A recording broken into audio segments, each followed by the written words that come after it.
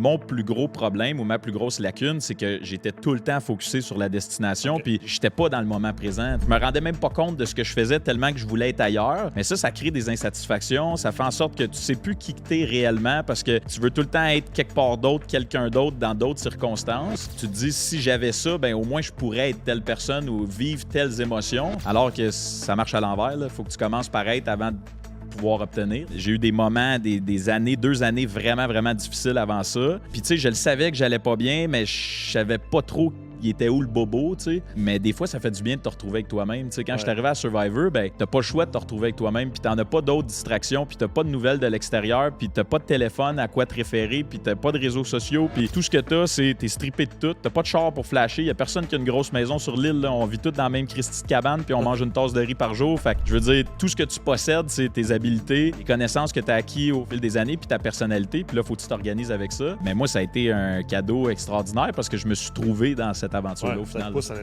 une introspection, essentiellement. Ben exact.